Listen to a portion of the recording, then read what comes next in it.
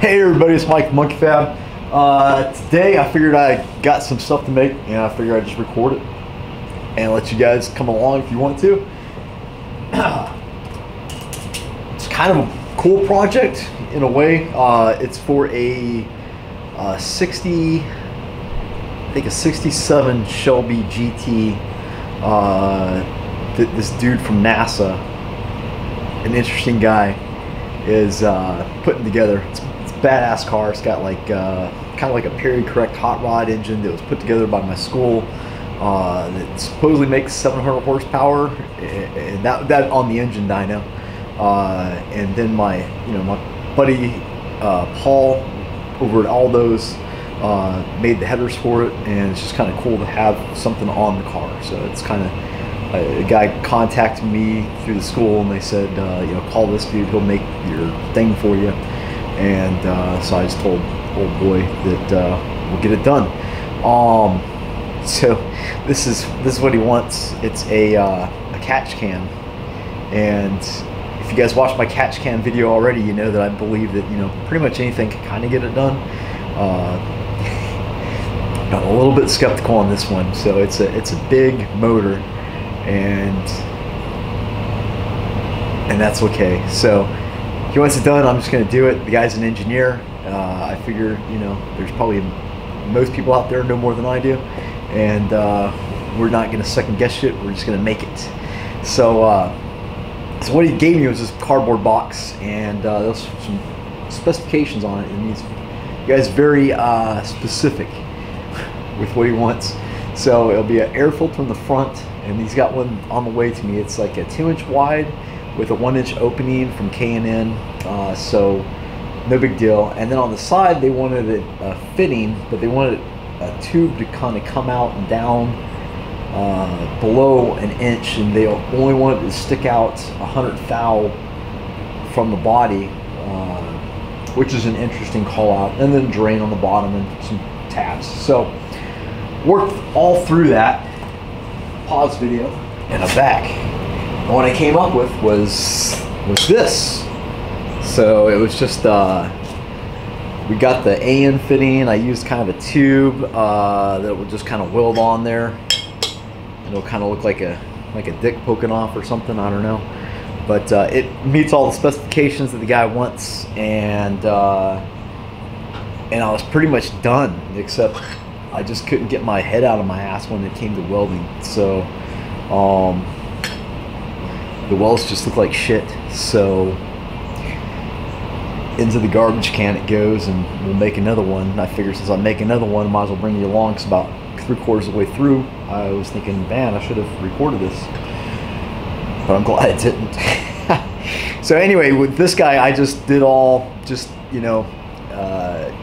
T-squares and stomp presses, and I got to the point where I was finished, which the welding, it was minutes worth of work, as opposed to cutting it all out and making it come together was actually pretty time consuming. And I thought to myself, if I just did it on the CAD software, I just push a button in and cut all the pieces out, and then just have to clean it up. And that way, if I biff it again, I can just push a button and cut it all out and give it a try until we kind of get it together. But anyway, that's what we're shooting for, and hopefully we can get it right this time. So enjoy.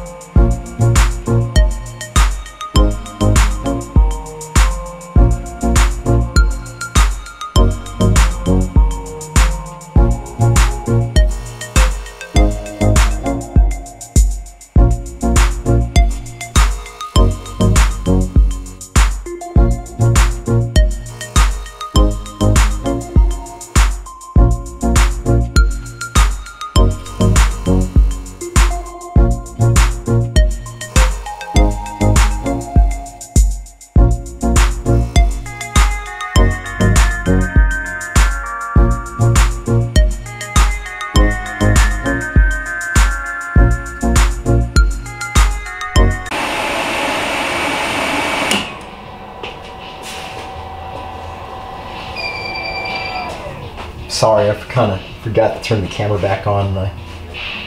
But all I did was I just welded the penis pipe on it, which is kind of what the design called for. So I'm pretty happy with the way it turned out so far. I got to put some mounting tabs on it. Right, so this guy just kind of fought me. The only part really on this new one that kind of kills me is the one spot I had like a little pin hole, and I had to just give it the zapper, and just kind of looks a little funky, but pretty nice. This one, this side especially, I just couldn't get this right, and it just looks like ass. And then I tried to clean it up and re-weld over top of it, and then got contaminated, and the whole thing, I was just on struggle street. So, you know, this guy is really hot, but ow, ow, ow. But yeah, I'm pretty happy with the way this guy all looks. You know, sometimes you just gotta throw shit away, call it a lesson, and try again. So I'll make some weld.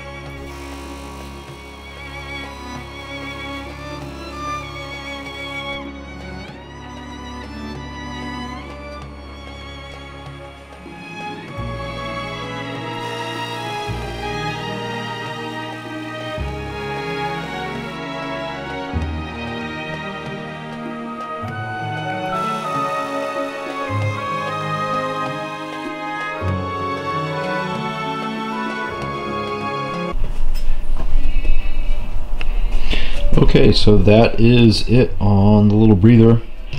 I need to get some 1-inch tubes so I can weld the actual thing that's going to hold the filter in, but yeah, it's not bad. I did put some stainless steel wool, and I know I said I don't do that, but in this case it's so small that I don't mind. It needed the extra surface area to collect on, and this is hooking up to a actual vacuum pump, so it is going to be positively pushing air out of this, so I'm not so worried about steel wool getting sucked back in, because it's not. It's a one-way path, just through and out, and that'll give this guy the best chance of this thing actually working. So we head through that in there. We'll put on the little filter guide as soon as it shows up, and give it to the guy. Put a little Cobra on there for you guys. So I already sent him the pictures, and he was pretty happy, so I'm happy with that. And that's it. So short video. Sorry it's been a while. I've been working on the tacking video. It's ended up being completely way more complicated than I anticipated, and just way deeper than I really hoped it would be, but we're moving along with that. So stand by, keep waiting. It's coming, I promise you. And anyway, thanks for dropping by and checking out the video, and be sure to go to my website. It's monkeyfabgarage.com if you're into welding or turbo fabrication stuff. And there's lots of good stuff there for you, and I appreciate you dropping by, checking out the video. This is Mike from Monkey Fab, out.